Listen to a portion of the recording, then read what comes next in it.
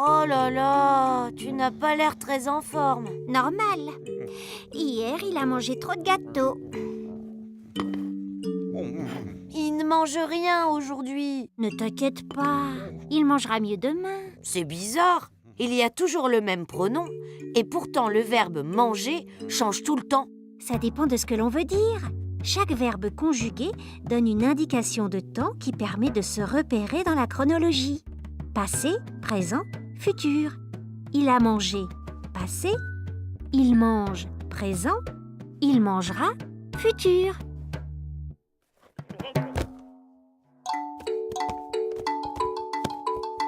Vous deux, notre copain s'ennuie, vous jouez avec lui? J'ai l'impression que vous jouerez une autre fois. Quel dommage. Vous jouiez tellement bien ensemble tous les trois la semaine dernière. Tu entends le verbe, Zéphyr? Écoute bien. Vous jouez, vous jouerez, vous jouiez.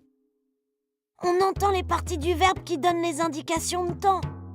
Vous jouez pour le présent. Vous jouerez, R-E-Z, pour le futur. Et vous jouiez, I-E-Z, pour l'imparfait. D'abord, on cherche le pronom. Puis, dans les temps simples, on repère les changements à la fin du verbe. Ce sont les terminaisons. Et dans les temps composés, on entend ces marques sur l'auxiliaire avoir ou être. Avec l'auxiliaire avoir, il a joué, il aura joué, il avait joué. Et si tu faisais un peu d'exercice? Tu en as bien besoin? Tu en feras plus tard. Tu faisais, tu feras.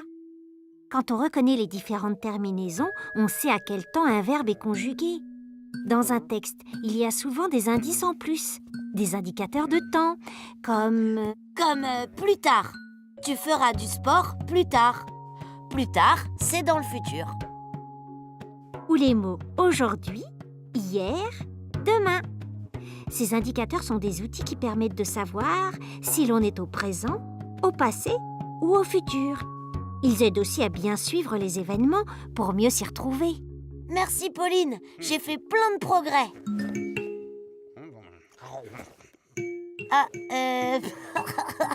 Ce n'est pas le cas de tout le monde.